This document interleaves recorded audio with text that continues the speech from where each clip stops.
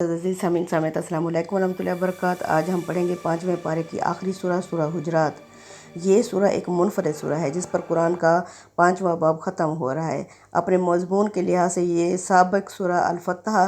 को तकमील कर रही है। सूरह फतह की आखिरी आयत में तौरात के हवाले से सहाबा करम की जो मिसाल बयान की गई थी, ये पूरी सूरह गोया उसकी तफसीर है। चुनांचे इसका मौजू वही तज़किया और तत्हीर है जो पिछली सूरतों से चला आ रहा है। इसके तहत इस सूरह में रसूलुल्लाह सल्लल्लाहु अलैहि वसल्लम और मुसलमानों के बहमी हकूक़ से मुतल्लिक़ ज़रूरी हिदायत दी गई हैं जो कि क़यामत तक के लिए हैं। इसमें खिताब अहले ईमान से है और इसके मज़मून से वाज़ेह है कि यह मदीना तैयबा में रसूलुल्लाह सल्लल्लाहु अलैहि वसल्लम की दावत के मरहला तज़किया और तत्हीर में उस वक्त नाजिल हुई जब आप सल्लल्लाहु अलैहि वसल्लम के दुनिया से रुखसत हो जाने का वक्त करीब आ गया था और अंदेशा था कि इखलाक़ की तरबियत की कमी, आपस की बहमी नफ़रत और कबायली असबियत के झगड़े और उनकी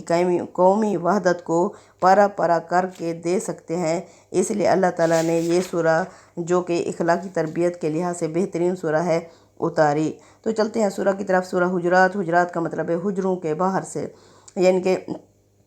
बिस्मिल्लाहिर्रहमानिर्रहीम, अल्लाह के नाम से जो सरासर रहमत है और जिसकी शफ़क़त अब्दी यानी हमेशा रहने वाली है। या अय्युहल्लज़ीना आमनू, ईमान वाले लोगो, ला तुक़द्दिमू, तो मत पेश कदमी करो, बैन यदायिल्लाहि, अल्लाह के आगे, व रसूलिही, और उसके रसूल के आगे, वत्तक़ुल्लाह, और अल्लाह का तक़वा इख्तियार करो, इन्नल्लाह समीउन अलीम, बेशक अल्लाह सुन भी रहा है और जानता भी है, यानी सुनने वाला और जानने वाला है। अब अल्लाह फरमा रहे हैं, ए ईमान वाले लोगो, ये खिताब अगरचे आम है लेकिन मज़मून के तदरीजी इर्तिका से वाज़े हो जाएगा कि रूए सुखन दर हकीकत उन अहले बद्दू की तरफ है जो मुसलमानों की ताकत से मरऊब होकर इस्लाम तो ले आए थे मगर अभी तक ना ईमान से वाकिफ़ थे और ना ही इस्लाम के तकाज़ों को पूरी तरह समझते थे और सहाबा कराम की सोहबत से दूर हो जाने की वजह से अपनी कुछ इखलाकी तरबियत भी नहीं कर पाए थे। फिर यही नहीं, उनके सरदार जो ख़ास कर एक गलत फहमी में मुब्तला थे, उन्होंने बग़ैर किसी जंग के नबी करीम सल्लल्लाहु अलैहि वसल्लम की अताअत कबूल कर ली थी, तो वो आप पर उनका ये एहसान है। चुनांचे उनका ये गलत फहमी उनके अंदाज़े गुफ्तगू और तर्ज़ अमल और हर चीज़ से नुमायाँ होती है कि आप हमारा एहसान माने कि हम बग़ैर किसी जंग जदल के आप पर ईमान ले आए हैं, आपकी अताअत कबूल कर ली है, तो अब हमारी यानी इस चीज़ को एहसान मानकर आप लोग चलें।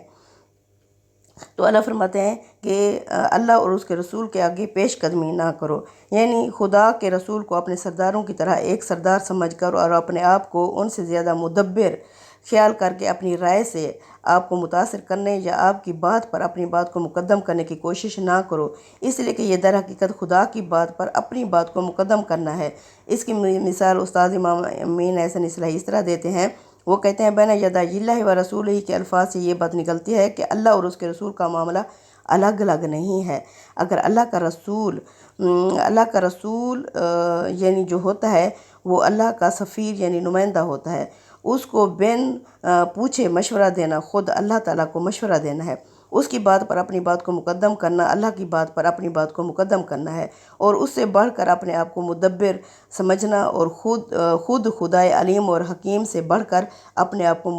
मुदब्बिर यानी हकीम समझना है। ये आदमी के इस रवैये के लाजमी नताइज हैं। हो सकता है कि किसी शख्स को उसकी बलादत के सबब इन नताइज का एहसास तक ना हो, लेकिन इनके लाजमी नताइज होने से इनकार नामुमकिन है। यानी अल्लाह फरमाते हैं, ये अमर भी मलहूज़ रहे, ये भी ख्याल रहे कि रसूलुल्लाह सल्लल्लाहु अलैहि वसल्लम के दुनिया से रुखसत हो जाने के बाद यही हैसियत आपकी लाई हुई हिदायत की है। अब वो आपकी कायम मकाम है ये किताब और आप सल्लल्लाहु अलैहि वसल्लम की हिदायत, और उसके साथ भी हर मुसलमान का रवैया वही होना चाहिए जो यहाँ बताया गया है कि अल्लाह और उसके रसूल से आगे पेश कदमी ना करो, ख़ुद से दीन ना गढ़ो, अल्लाह पर झूठ ना गढ़ो और मोहम्मद सल्लल्लाहु अलैहि वसल्लम की यानी कि अहदीस कह के उनके ऊपर झूठ मत घड़ो। जो दीन अल्लाह ने दिया है उसे ही पहुँचाओ आगे। ख़ुद से बिदात और खराफात शामिल करके ये ना समझो कि अल्लाह के रसूल सब ने दीन अधूरा छोड़ा तो हम इसे पूरा कर रहे हैं। अल्लाह फरमाते हैं, अल्लाह सुन भी रहा है, जानता भी है, लिहाजा जो कुछ करोगे वो उससे छुपा नहीं रहेगा, उसके नताइज भी लाजमन तुम्हें भुगतना ही पड़ेंगे। अब आयत नंबर 2 में अल्लाह फरमाते हैं, या अय्युहल्लज़ीना आमनू ला तरफ़ऊ अस्वातकुम, ऐ ईमान वाले लोगों मत बुलंद करो अपनी आवाज़ों को फ़ौका सौतन नबी नबी करीम सल्लल्लाहु अलैहि वसल्लम की आवाज़ से, वला तजहरू लहू बिल कौली, और मत ऊंची आवाज़ में बात करो نبی کے سامنے کجاہری بازکم لبازن، جیسے تم ایک دوسرے سے بات کرتے ہو، ان تحبط اعمالکم، یہ نہ ہو کہ ضائع ہو جائیں تمہارے اعمال، وانتم لا تشعرون، اور تمہیں اس بات کا شعور تک نہ ہو کہ اعمال ضائع کر کے تم خالی ہاتھ چلے جاؤ۔ اس لیے یہ غمازی کرتی ہے کہ تم نہ صرف یہ کہ خدا کے رسول کا مرتبہ نہیں پہچانا تم نے، بلکہ اپنی برتری کے زوم میں مبتلا ہو کر اس حقیقت کو بھی نہیں سمجھے کہ تم کسی عام آدمی سے نہیں بلکہ یا اپنے کسی سردار سے نہیں بلکہ خدا کے رسول سے مخاطب ہو، اور اس سے کچھ سیکھنے کے لیے آئے ہو، تو اس کو سکھانے یا بتانے کے لیے نہیں آئے۔ لہٰذا اپنی آوازیں رسول کی آوازوں سے بلند مت کرو، یہ نہ ہو کہ تمہارے اعمال غارت ہو جائیں۔ یعنی رسول کا درجہ ایسا غیر معمولی ہے کہ اس کی عزت اور احترام میں ذرا سی کمی بھی ہو جائے تو یہ اتنا بڑا گناہ ہے کہ اس سے آدمی کی عمر بھر کی کمائی غارت ہو سکتی ہے۔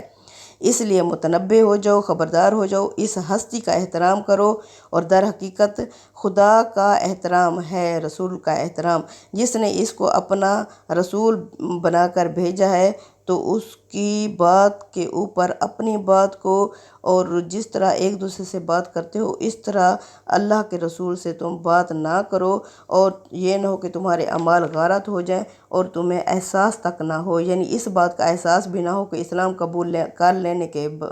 کر لینے اور بظاہر دین کی تعلیمات پر عمل پیرا ہو جانے کے باوجود تم نے کیا کھو دیا ہے۔ آگے اللہ فرماتے ہیں آیت نمبر 3 میں، ان الذین یغضون اصواتہم، وہ لوگ جو پست رکھتے ہیں اپنی آوازوں کو، عند رسول اللہ، اللہ کے رسول کے سامنے، اولئک الذین امتحن اللہ، یہی وہ لوگ ہیں جن کے دلوں کو اللہ نے چن لیا ہے، جانچ لیا ہے، منتخب کر لیا ہے، قلوبہم، جن کے دلوں کو للتقوی، تقوی کے لیے، لہم مغفرۃ، ان کے لیے بخشش ہوگی، و اجر عظیم، اور ان کے لیے بہت بڑا اجر ہوگا۔ سبحان اللہ۔ یعنی کہ ایسے لوگوں کے دلوں کو اللہ نے تقوی کے لیے منتخب کر لیا ہے۔ مطلب یہ ہے کہ اللہ ہر دل کو تقوی کا بیج، یعنی تخم ریزی یا بیج اور اس کی افزائش کے لیے منتخب نہیں کرتا، اس لیے کہ وہی دل منتخب کیے جاتے ہیں جن کے اندر اللہ اور رسول کے لیے اطاعت کا سچا جذبہ اور ان کے آگے عاجزی کا صحیح شعور ہوتا ہے۔ یہ اس سنت کی فرع ہے جو ہدایت اور ضلالت کے باب میں مقرر ہے، لہٰذا یہ جذبہ و شعور جس کے اندر جتنا کم یا زیادہ ہوتا ہے اس کو تقوی کی نعمت بھی اسی کے لحاظ سے ملتی ہے۔ یہاں اسے پیغمبر کے آگے اپنی آواز کو پست رکھنے سے متعلق کیا ہے، اس کی وجہ یہ ہے کہ اسی باطن کا ظاہر ہے۔ استاد امام امین احسن اسرائی لکھتے ہیں، جو شخص کسی کی آواز پر اپنی آواز بلند رکھنے کی کوشش کرتا ہے، اس کا یہ عمل شہادت دیتا ہے کہ وہ اپنے آپ کو اس سے اونچا خیال کرتا ہے۔ یہ چیز اکتساب فیض کی راہ بالکل بند کر دیتی ہے۔ اگر استاد کے آگے کسی شاگرد کا یہ طرز عمل ہو تو وہ اس کے فیض سے محروم رہتا ہے۔ اس طرح اگر اللہ کے رسول کے آگے کسی نے یہ روش اختیار کی تو وہ صرف رسول ہی کے فیض سے نہیں بلکہ اللہ تعالیٰ کی توفیق سے بھی محروم ہو جائے گا، اس لیے کہ رسول اللہ تعالیٰ کا نمائندہ ہوتا ہے، جو وقت کا رسول ہوتا ہے وہ اللہ کا نمائندہ ہوتا ہے۔ آگے آیت نمبر 4 میں اللہ فرماتے ہیں، ان الذین ینادونک، محمد صلی اللہ علیہ وسلم، جو لوگ آپ صلی اللہ علیہ وسلم کو پکارتے ہیں، من وراء الحجرات، حجروں کے باہر سے، اکثرهم لا یعقلون، ان میں سے اکثر ہی عقل یا سمجھ نہیں رکھتے۔ یہ انہی لوگوں کا طرز عمل بیان ہوا ہے اوپر جن کے انداز گفتگو کا ذکر ہے۔ اس کا باعث وہی پندار تھا، وہی غلط فہمی تھی جس میں یہ لوگ مبتلا تھے۔ ان کا خیال تھا کہ رسول اللہ صلی اللہ علیہ وسلم کو ہمارا احسان مند ہونا چاہیے کہ ہم نے آپ کی اطاعت قبول کر لی، لہٰذا ملنے کے لیے آئیں تو آپ کو چاہیے کہ بلا تاخیر ہمارا خیر مقدم کریں۔ چنانچہ اگر کبھی آپ کو مجلس میں تشریف فرما نہ دیکھتے تو حجروں کے باہر ہی سے آپ کو پکارنا شروع کر دیتے تھے۔ آیت میں ان کی اس ناسمجھی پر ملامت ہے اور اس سے درگزر کرنے کا اشارہ بھی ہے کہ ہر چند ان کی حرکت نہایت ناشائستہ ہے، مگر ان کی اکثریت آپ کے مقام اور مرتبے سے ابھی ناآشنا ہے، اس لیے عفو اور درگزر ہی بہتر ہے۔ آگے آیت نمبر 5 میں اللہ فرماتے ہیں، وَلَوْ أَنَّهُمْ صَبَرُوا، اور اگر یہ لوگ صبر کرتے، حَتَّى تَخْرُجَ إِلَيْهِمْ، یہاں تک کہ آپ صلی اللہ علیہ وسلم خود ان کی طرف آ جاتے، لَكَانَ خَيْرًا لَهُمْ، تو ان بدوں کے حق میں بہتر ہوتا، وَاللَّهُ غَفُورٌ رَحِيمٌ، اور اللہ بخشنے والا اور رحم کرنے والا ہے۔ آیت کا اسلوب ان لوگوں کی محرومی پر اظہار حسرت ہے۔ استاد امام لکھتے ہیں مطلب یہ ہے کہ یہ لوگ جس چشمہ فیض پر پہنچے تھے، محمد صلی اللہ علیہ وسلم چشمہ فیض پر جس پر یہ بدو پہنچے تھے، اگر انہوں نے اس کی صحیح قدر پہچانی ہوتی تو اس سے سیراب ہو کر لوٹتے، لیکن یہ ان کی محرومی ہے کہ وہاں سے کچھ پانا تو درکنار، اپنی نادانی اور ناقدر شناسی کے باعث یہ کچھ کھو کے پلٹے ہیں۔ آگے آیت نمبر 6 میں اللہ فرماتے ہیں یا ایھا الذین آمنوا ایمان والے لوگ ان جاءکم فاسق، اگر تمہارے پاس کہ یہ فاسق لوگ یعنی کوئی جھوٹا آئے بینا بائن کوئی خبر لے کر فتبینوا، تو تم تحقیق کر لیا کرو، ان تصیبوا یہ نہ ہو کہ تم پہنچا بیٹھو، قوم کسی قوم کو بے جہالت نادانی یا نہ سمجھی میں یعنی کوئی نقصان، فتصبحوا علی ما فعلتم نادمین، پھر تم ہو جو اپنے کیے پر شرمندہ۔ فاسق کسے کہا جاتا ہے؟ اس سے مراد وہ لوگ ہیں جو دین اور اخلاق کے حدود سے بالکل بے پرواہ ہیں۔ اللہ فرماتے ہیں ایمان والو، اگر ان پکارنے والوں میں سے کوئی فاسق تمہارے پاس کوئی اہم خبر لائے تو اس کی اچھی طرح تحقیق کر لیا کرو، یعنی کوئی اہم خبر لائے، یعنی کوئی ایسی خبر جو دور رس نتائج کے حامل ہو۔ اوپر بدوی قبائل کے جن سرداروں کا رویہ بیان ہوا ہے، وہ بعض اوقات اپنے حریفوں سے پرانے حساب چکانے کے لیے ان کے بارے میں غلط صحیح خبریں صحابہ تک پہنچاتے اور ان کو اپنے حق میں ہموار کرنے کی کوشش کرتے ہوں گے۔ یہ غالباً اسی طرح کی خبروں کا ذکر ہے۔ اللہ فرماتے ہیں تو اچھی طرح تحقیق کر لیا کرو، یعنی خبر کی بھی اور خبر دینے والے کی بھی تحقیق کر لیا کرو۔ اگر خبر دینے والا کوئی مجہول شخص ہے جس کا نہ فسق معلوم ہے نہ ہی ثقافت، تو اس کی تحقیق بھی لازماً ہونی چاہیے۔ ہمارے محدثین نے اسی اصول پر نبی کریم صلی اللہ علیہ وسلم کے علم و عمل کی روایت کرنے والوں کی تحقیق کی ہے، اور اگر کسی راوی کی تحقیق میں ان کو کامیابی حاصل نہیں ہوئی تو اسے مجہول قرار دے کر اس کی روایت کو انہوں نے رد کر دیا ہے۔ اسی طرح فقہ اور مجتہدین نے بھی خبر کی تحقیق کے اصول وضع کیے ہیں جنہیں روایت سے تعبیر کیا جاتا ہے۔ آیت پر غور کیجئے تو اس میں اصلاً اسی دوسری بات کی تاکید ہے، اس لیے کہ راوی کا فسق تو یہاں پہلے سے ہی معلوم تھا کہ کوئی فاسق اگر تمہارے پاس خبر لے کر آئے تو تم اس کی تحقیق کر لیا کرو۔ اب اللہ فرماتے ہیں تم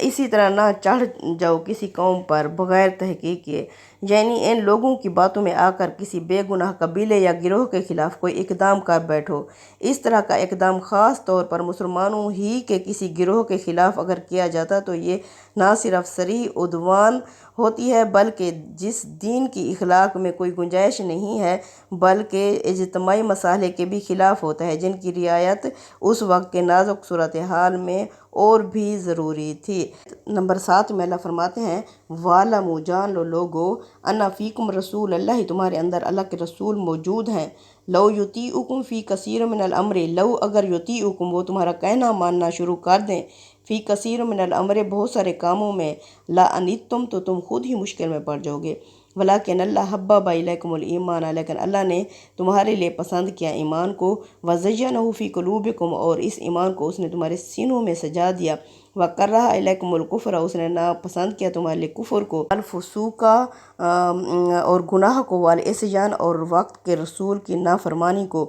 اولئک ھم الراشدون یہی لوگ ہیں جو ہدایت یافتہ ہیں۔ یعنی کہ اللہ فرماتے ہیں جان رکھو تمہارے اندر خدا کا رسول موجود ہے، لہذا کسی طرح مناسب نہیں ہے کہ تم اپنی راویوں پر اصرار کرو، اگر وہ بہت سارے معاملات میں تمہاری بات مان لیا کرے تو تم بڑی مشکل میں پڑ جاؤ گے، جس طرح اس سے پہلے پڑے رہتے تھے، مگر اللہ نے تمہارے آگے ایمان کو محبوب بنایا اور اس کو تمہارے دلوں میں اچھا کر کے دکھایا، اور کفر اور فسق اور پیغمبر کی نافرمانی کو تمہاری نگاہوں میں سخت ناپسندیدہ ٹھہرا دیا، لہٰذا یعنی کہ اللہ فرماتے ہیں اگر وقت کا رسول تمہارا کہنا ماننا شروع کر دے تو تم خود ہی مشکل میں پڑ جاؤ گے، اس لیے کہ تمہاری زیادہ باتیں سنی سنائی اور خام ہوتی ہیں جنہیں تم تحقیق کیے بغیر محض ان فتنہ پردازوں کے زیر اثر کر دیتے ہو، اور پھر انہی کے ایمان